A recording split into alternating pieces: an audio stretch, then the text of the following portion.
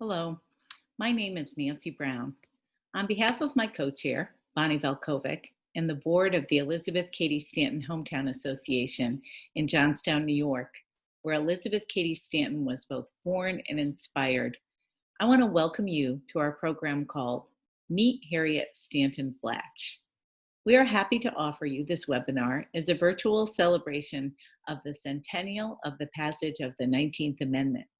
While we in Johnstown are proud of the accomplishments of our first daughter, Elizabeth Cady Stanton, we hope you will enjoy this opportunity to get to know Elizabeth's second daughter, Harriot Stanton Blatch. As a second-generation suffragist, Harriot was a champion of working women. Perhaps during her many summers here in Johnstown, she witnessed the wealth of women that we had working in the glove industry. Maybe that contributed to the planting of the seed for her life's work. Whatever the inspiration, her efforts bringing working women into the suffrage movement were extremely valuable, not only for the suffrage movement itself, but for the causes that these women wanted to use their vote for: equal pay, healthy work environments, things that we are sadly still working for today. We are so grateful for our guests today, Dr. Suzanne Schnittman and Karen Pastorello, who will be adding to our understanding of both Harriet and the struggle she and so many other women fought. We are also grateful to PBS for sharing a clip with us from their excellent series called The Vote. Let's start with that. Enjoy.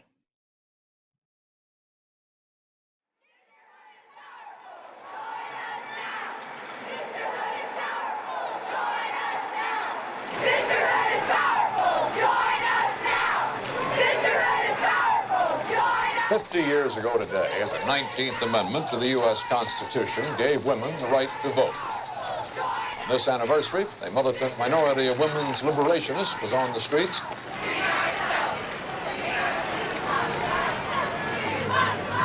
So remember, man, if you come to work tomorrow and your secretary refuses to do the filing and then go home and find that your wife has refused to do the cooking, don't blame them. Remember, you gave them the vote 50 years ago.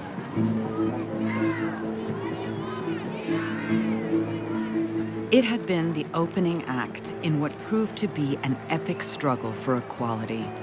A crusade carried out by millions of women over the better part of a century to secure for themselves the right to vote and thereby participate in America's democracy. To be disenfranchised is to be told that you do not matter, because the right to vote is about the power that governs your possibilities.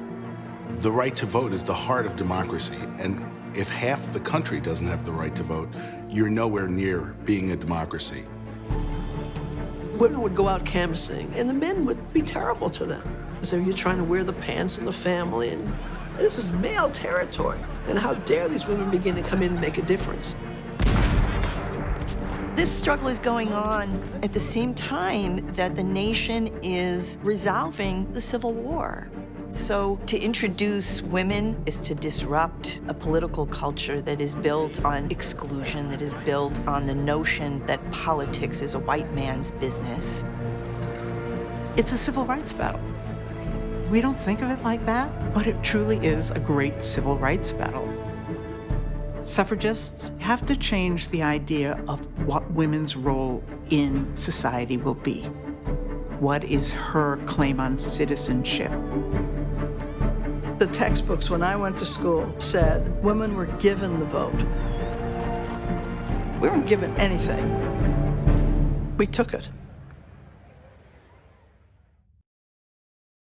Major funding for American Experience is provided by...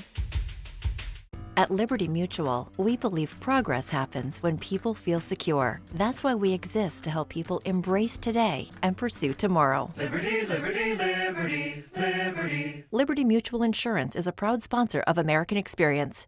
When it comes to wireless, Consumer Cellular gives its customers the choice. Our no-contract plans give you as much or as little talk, text, and data as you want. And our U.S.-based customer service team is on hand to help. To learn more, go to consumercellular.tv. The power of inquiry, the joy of discovery. The Alfred P. Sloan Foundation, driven by the promise of great ideas.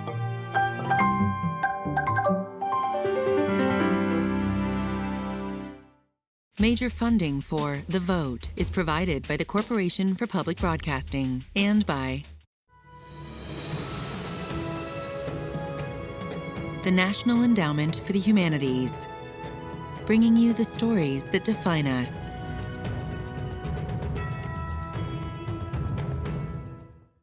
Additional funding for The Vote is provided by the Arthur Vining Davis Foundations, investing in our common future, and the Barbara Lee Family Foundation Fund. American Experience is also made possible by the Robert David Lyon Gardner Foundation, members of the Documentary Investment Group, and by contributions to your PBS station from viewers like you. Thank you.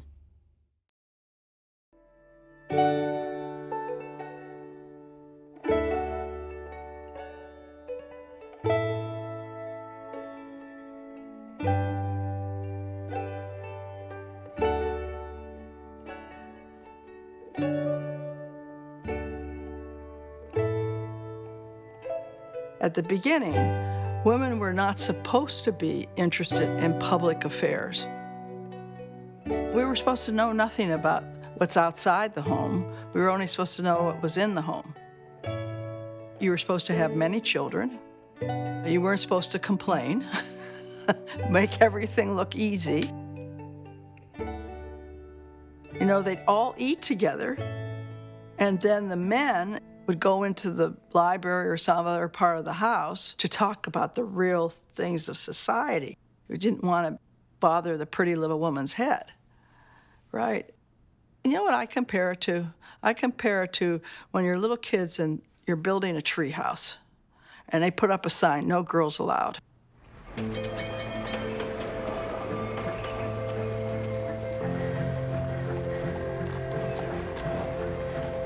On Election Day in 1909 in New York City, a 53-year-old suffragist named Harriot Stanton Blatch defied convention by daring to enter a polling place on the Upper West Side. Having researched state law and found that it did not prohibit non-voters from serving as poll watchers, she'd gotten herself credentialed. By day's end, she'd seen to it that 2 drunken election officials were forcibly removed by police. Elsewhere in the city, on the Lower East Side and in the Bowery, other women were following Blatch's lead.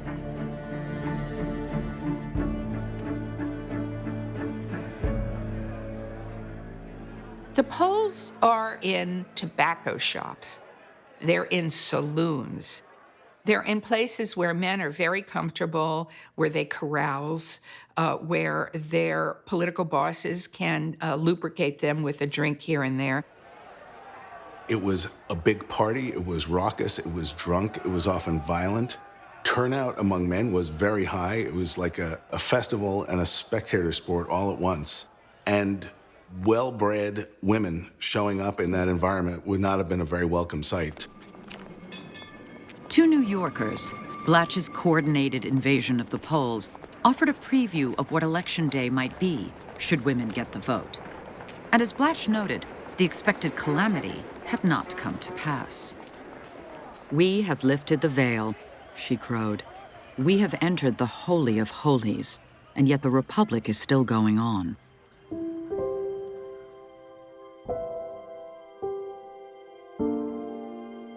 I call Harriet Stanton Blatch the first second-generation feminist. She was a member of one of the first classes at Vassar. She had lived in England and was friends with the Pankhurst. And then she had the confidence and the legitimacy of being Elizabeth Stanton's daughter. She realized that whereas when her mother had first pressed for the right to vote, women were largely domestic creatures. Now, a half-century later, women had really moved into the public arena.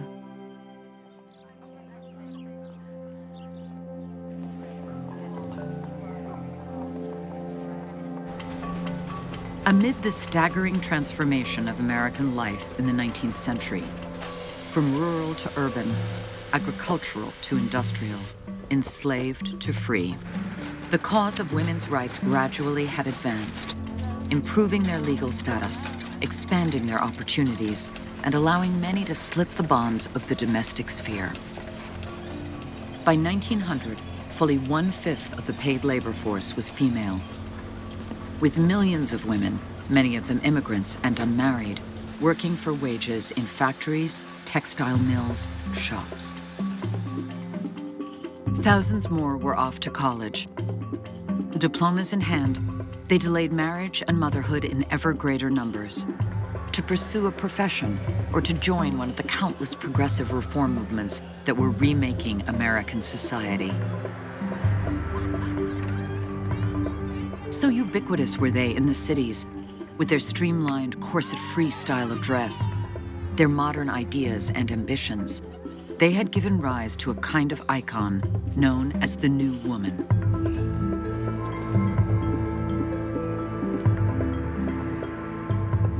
The New Woman is young, she's in her 20s, she's had some college, she can move, partly because she's not wearing so many clothes, and there's just a kind of spirit to her of curiosity and embracing the future. She sees possibilities for herself that her mother never had. The fresh terrain was nevertheless littered with obstacles, fields that remained stubbornly closed to women, especially African Americans, hazardous working conditions and unequal pay, male bosses and colleagues who were by turns dismissive, hostile, and predatory. For women who worked outside the home, the vote now was essential.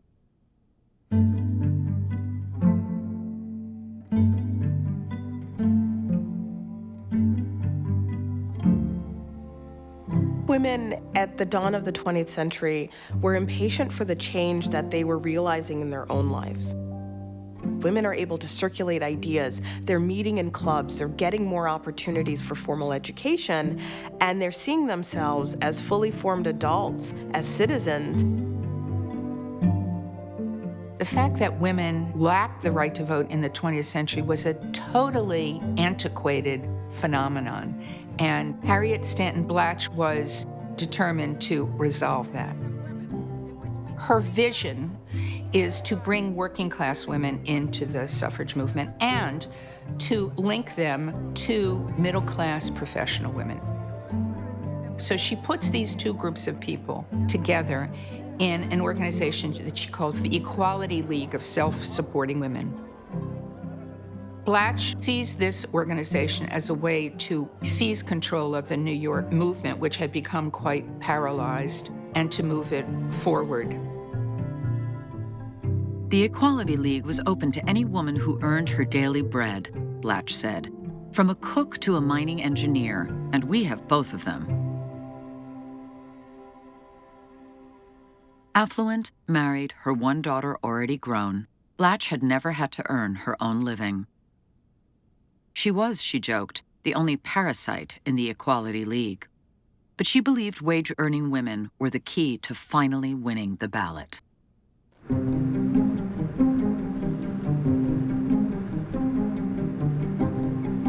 You start to get a broader range of activists involved in the movement, and they know how to go out on strike, they know how to picket.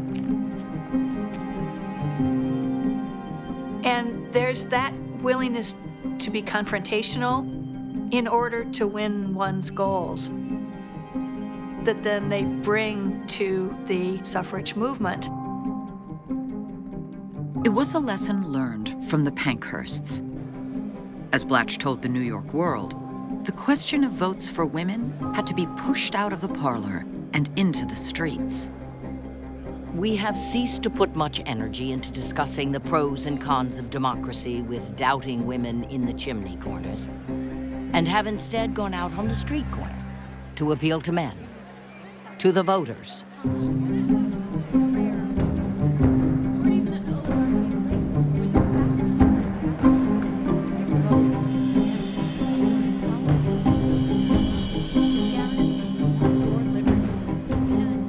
Every hour spent perched atop a soapbox, being heckled by crowds and sometimes pelted with stones, heightened the movement's visibility and helped to broaden its base of support. Before long, an auxiliary organization called the Men's League for Women's Suffrage had been formed. Alliances with African American women, members of the Equal Suffrage League of Brooklyn, broached. And high society women persuaded to lend not only their checkbooks, but also their considerable influence.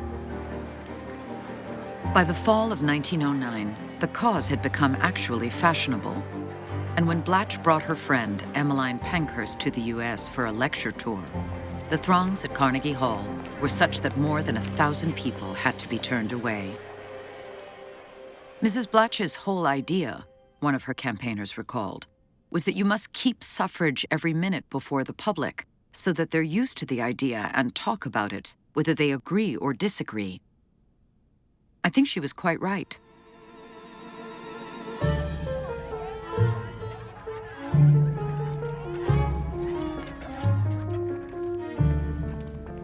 There was very little experience with women participating actively in political life, and nobody quite knew what it would look like. And that also made it possible for people, meaning men, to project their anxieties about it, onto this. What would happen?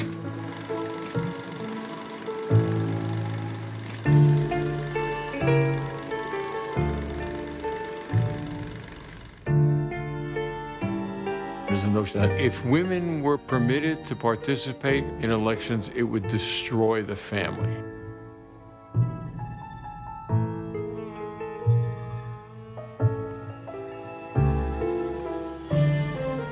They genuinely feared that familial relations would be disturbed and interrupted, that women would be sullied by participating in the rough and tough arena of politics. There was a fear of the unknown. It's not just about casting a ballot. It is this window on how people feel about what women's roles should be in public life. And if you look at the cartoons, which show women just looking like the devil and with hooves and smoke coming out of their ears,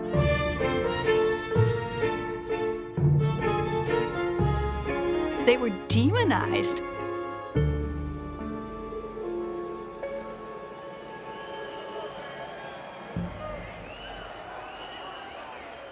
While the militant Mrs. Pankhurst stirred up crowds all along the eastern seaboard in the fall of 1909, journalist Richard Barry was in New York, marinating in the question of votes for women.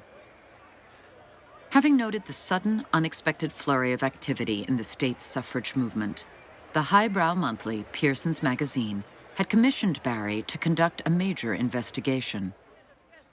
So far, he dutifully attended one of Pankhurst's lectures, interviewed, to his mind, the bombastic Harriot Stanton Blatch, and endured more street corner speeches than he'd care to.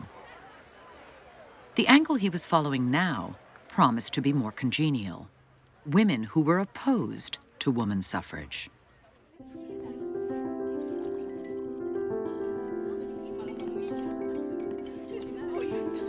Respectable, upstanding women such as Mrs. Grover Cleveland, former First Lady of the United States, who agreed that men and women's roles, as her husband once put it, had been assigned long ago by a higher intelligence. And Mrs. Gilbert Jones, daughter-in-law of the founder of the New York Times, who acknowledged that there'd been much progress for women over the previous 50 years, but hastened to point out that all of it had been achieved without the ballot.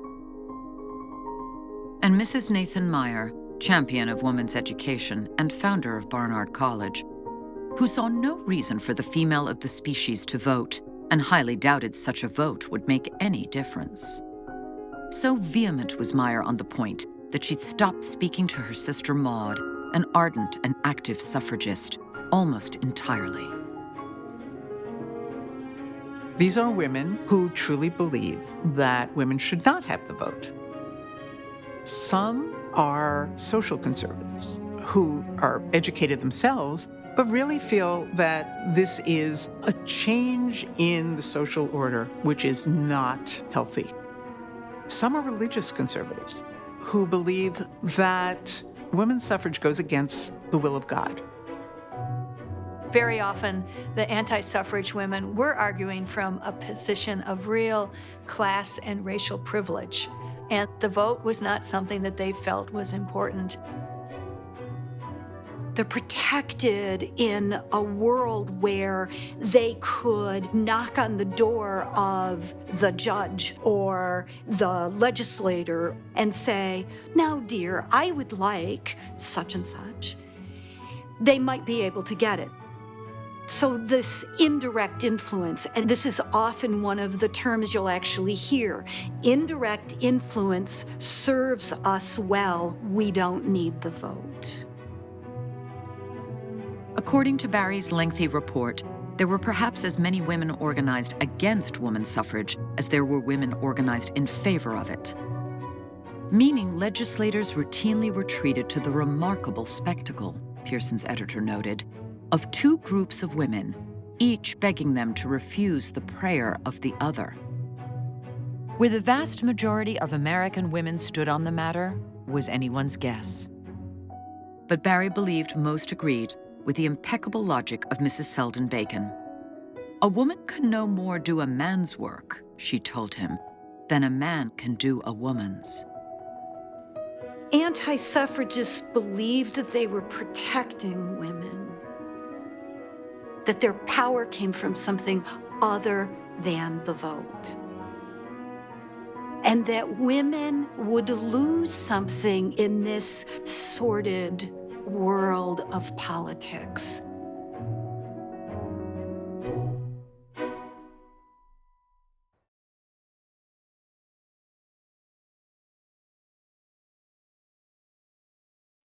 That was so interesting. Our first guest speaker today is Dr. Suzanne Schnittman. Dr. Schnittman is an historian, educator, and writer. Though her PhD addressed enslaved peoples, her focus of teaching and research for the past several years has been women's history. During her career, she has taught at SUNY Brockport and Oswego, Hobart and William Smith Colleges, and Wells College. She is active in many women's history initiatives in New York and Massachusetts, where she has presented papers on women's suffrage. Suzanne, the mother of 2 sons and a grandmother of 7 grandchildren, lives in Rochester, New York with her husband, Michael. This summer, Suzanne published a book on mothers and daughters during the women's rights movement in America. Her book, Provocative Women and Their Precocious Daughters, 19th Century Women's Rights Leaders, explores the mother-daughter relationship in that era. It examines the role of 4 women's rights leaders and their daughters, Martha Wright and daughter Ellen Wright Garrison, Abby Kelly Foster and daughter Alla Foster, Lucy Stone and daughter Alice Stone Blackwell, and the relationship she is going to tell us about now, Elizabeth Cady Stanton and daughter Harriot Stanton Blatch. Dr. Schnittman? In my book about daughters and mothers, I call the chapter on Elizabeth Cady Stanton and Harriot Stanton Blatch a dependence both denied. Always emotionally close to each other, they demonstrated a classic relationship that parents and children could recognize in contemporary life. What remained steady was Elizabeth's role in teaching Harriet resiliency, in providing her with a fine education, and assuring her that domesticity can give women authority. The 2 women recognized they celebrated different strengths, but each had confidence to disagree when they felt called to do so. They were a huge presence in each other's lives, even when an ocean separated them. Harriet Stanton Blatch was Elizabeth Cady Stanton's 6th child and her 2nd daughter. Just as proud of this addition as she was of her other children, Elizabeth created a special bond with Harriet, whom she fondly called Hattie.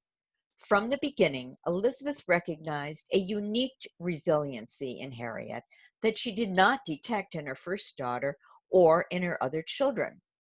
Elizabeth encouraged Harriet's resiliency.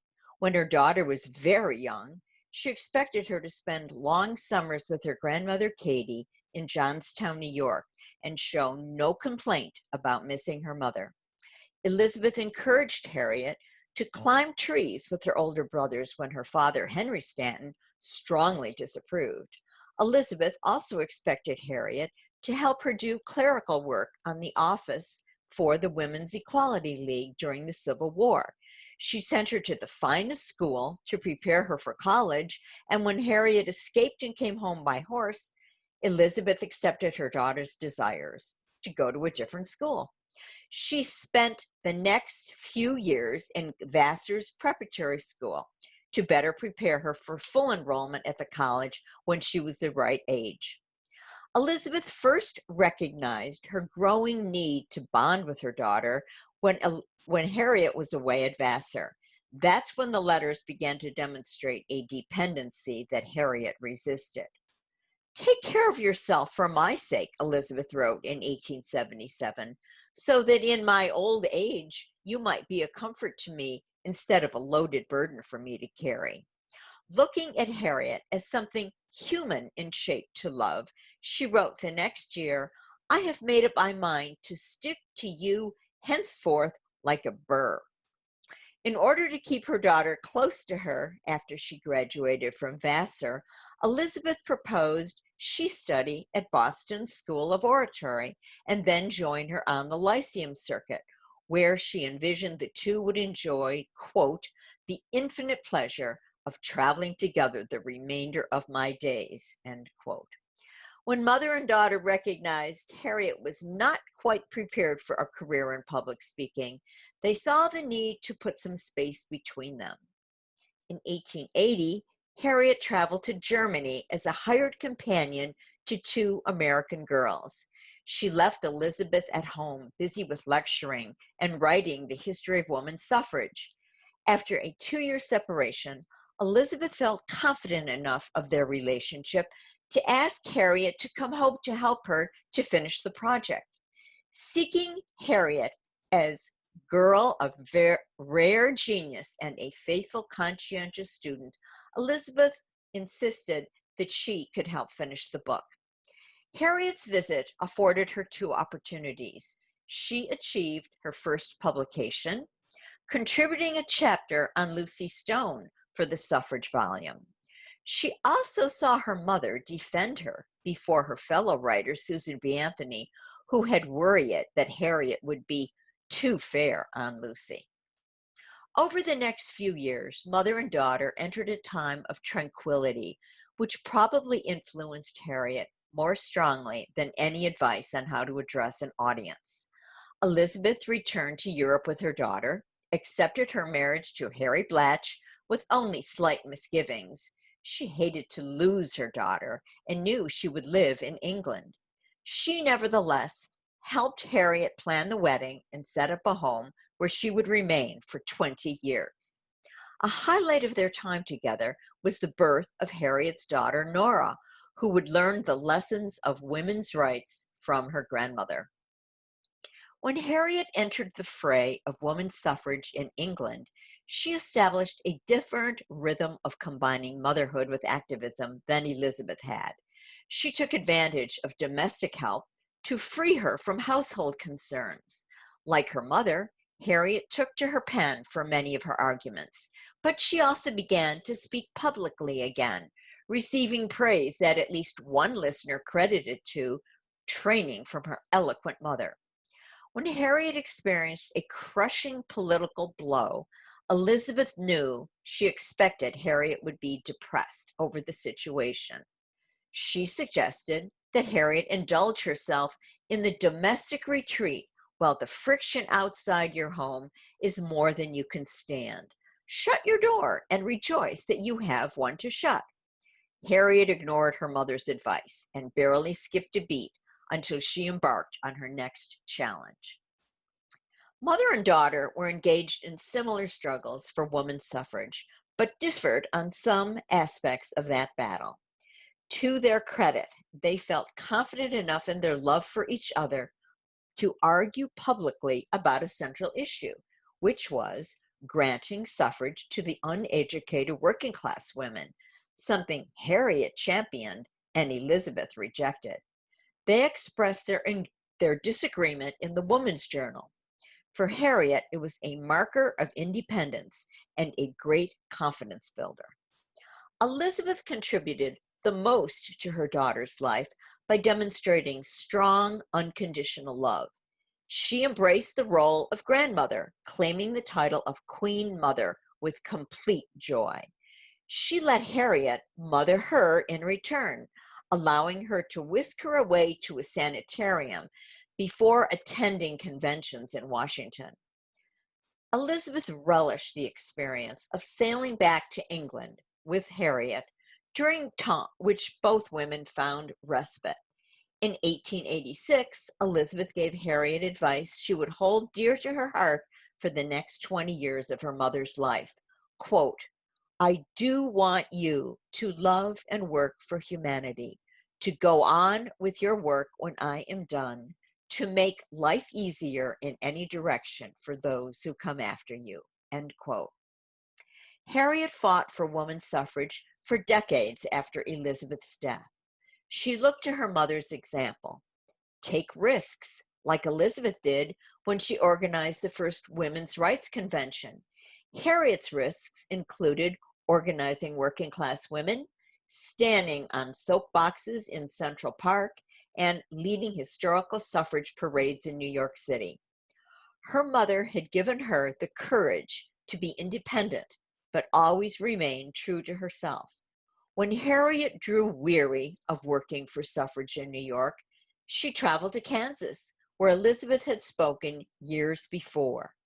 There, she encountered women who recalled her mother. For her skills and in fond remembrance of Elizabeth, they gave Harriet a standing ovation. When Elizabeth died, Harriet at her side, she left a legacy of writing, statues, portraits, and achievements named for her. But she also left the legacy of her daughter, Harriet, who carried on her dreams, adding her own to go along with them. No doubt, when Harriet voted for the first time and throughout her life, she voted in her mother's name. Thank you so much, Dr. Schnittman. What an interesting perspective on the relationship of Elizabeth and Harriet.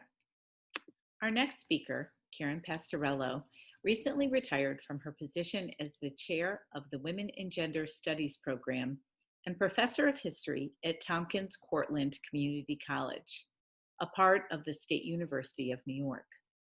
Her publications include A Power Among Them, Bessie Abramowitz-Hillman and the Making of the Amalgamated Clothing Workers of America, published by University of Illinois Press in 2008. In 2014, John Wiley & Sons published The Progressives, Activism and Reform in American Society, 1893 through 1917. And Karen is the co-author, with Susan Goodyear, of the book Women Will Vote, Winning Suffrage in New York State, published by Cornell University Press in 2017.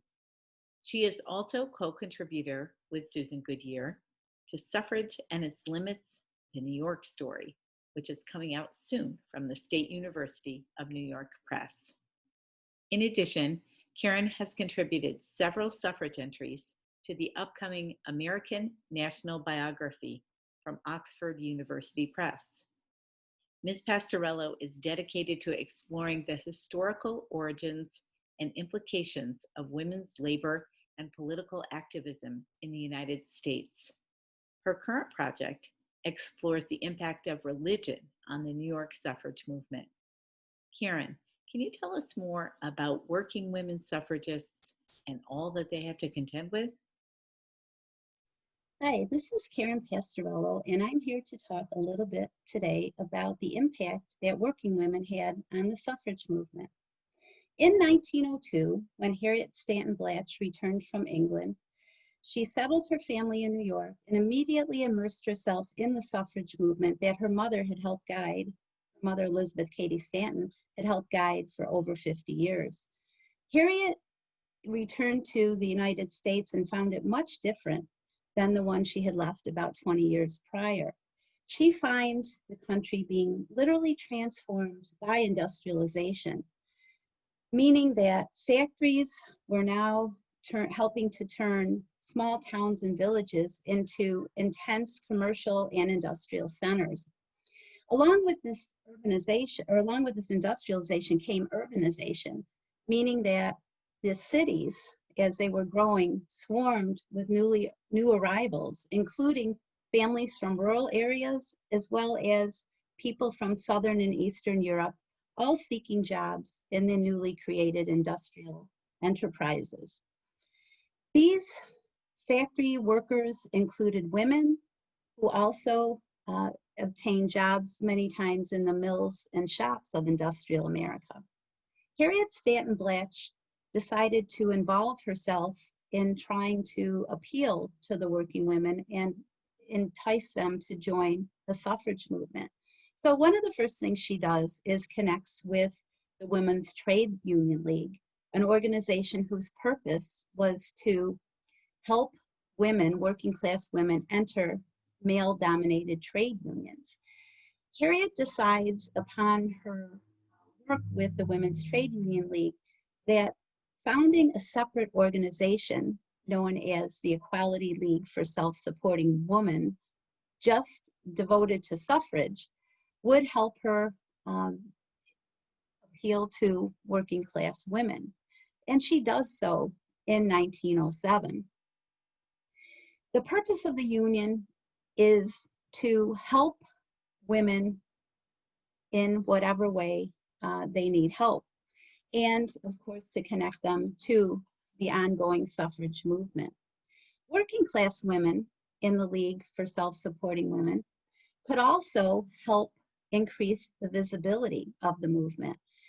They relied on tactics that they had learned in the labor movement during strikes and picketing. These tactics of organization tended to be much more proactive than the ones the suffragists had been using previously. The suffragists tended to write letters and petition and sometimes give speeches, but these working class women helped introduce a new vitality. And in doing so, the suffrage movement goes from these rather stuffy Victorian parlors out into the streets. So we now have pageants and parades and rallies and these open air speeches that really increase the excitement of the suffrage movement. Unfortunately, it's not very long after the League is founded that we begin to see tensions emerge, class tensions between the working class women and the middle class leaders. For one thing, there is only one working woman who has ever assumed a leadership position in Harriet Stanton Blatch's League. And of course, working women feel slighted because of this. Another more major issue is that working class women begin to question how well the middle class and elite women in the League understand the challenges they face both at work and at home on a daily basis. Conditions in the American workplace for workers, especially working women, were far from ideal. They suffered from low pay, long hours, unsafe workplace conditions. Women tended to be locked in the workplaces, and of course we see that in 1911 exposed during the Triangle Shirtwaist Factory fire. They were paid piece rates. They're subject to speed ups during very busy times and layoffs with no unemployment insurance during slack times. So American women workers faced a whole multitude of challenges in the workplace. To make matters worse, factories rarely had clean restrooms or even clean drinking water. And women workers in particular, some of them were of course very young at this time, faced sexual harassment and abuse from factory owners, shop foremen, and also other male employees. So family and workplace demands made it difficult for working women to even join organizations like the Equality League that might help them. Additional tensions between middle-class leaders and working-class women in the League emerged by about 1908, 1909, when some of the working-class women began to join the Socialist Party. Harriot Stanton Blatch felt that socialism in the Equality League would taint the movement itself. So even though the working class women were able to hone their political sensibilities in the League, they became convinced that they needed to go off on their own. They wanted the vote, and to seek the vote as workers, they decided to form their own organization separate from Harriet Stanton Blatch's League. In 1911, Irish and Jewish women immigrants form the Wage Earners League for Self-Supporting Women. And they do not encourage professional women to join. However, they encourage other working women to become part of the movement. So they're a little bit exclusive. One founding member, Rose Schneiderman, who had been a cap maker turned activist, began to really encourage change in the vote through legislative channels and reform. So she really is one of the women who primarily heads this organization. The organization itself finds a lot of success initially because they're borrowing again tactics that these women had learned in trying to organize the labor movement itself, collective activism, and so on. One of the things these women do is to appeal to other women workers and male workers in particular, I should say, is they go to factory gates at lunchtime and host open air speeches and rally type events and pass out suffrage literature, many times in other languages and in the native ethnic languages of whichever working class male groups they're trying to appeal to. So this becomes a very effective way of helping to convince men, who of course have to eventually vote to approve the passage of suffrage. It becomes a way of appealing to men. Schneiderman is an interesting example because her life mirrors that of other women immigrants at the time, at the turn of the century. She, like many other women immigrants, was born in Eastern Europe in an area at the time that was Poland, and she comes to the United States at a very young age with her family. Unfortunately, her father dies when she is still 8 or 9 years old, and her mother's not able to hold a job, so the family very quickly descends into destitute poverty.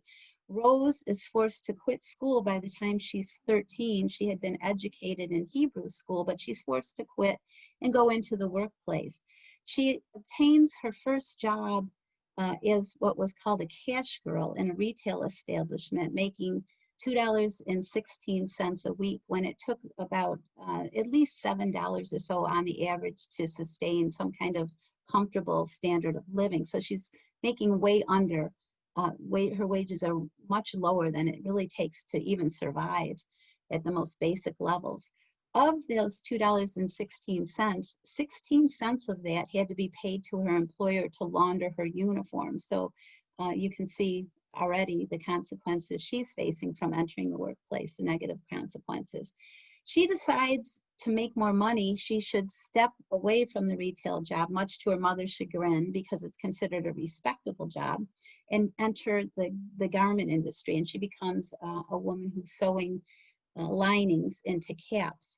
She sees around her very quickly the dire conditions that workers face, and she decides to do something about it, as many of these other, especially Jewish immigrant women do. They're very much activists in the trade union league, at first in the Equality League, and so on. Red Rose, as she becomes known, Red Rose Schneiderman, for her red hair, and also because she has socialist tendencies, I think, is only about 4'9" high, but she's a very intense, effective, exciting leader, and she very quickly is able to appeal to masses of working women. By 1908, even though she had met Harriot Stanton Blatch in the Women's Trade Union League, she was already a committed suffragist before she even met Harriet.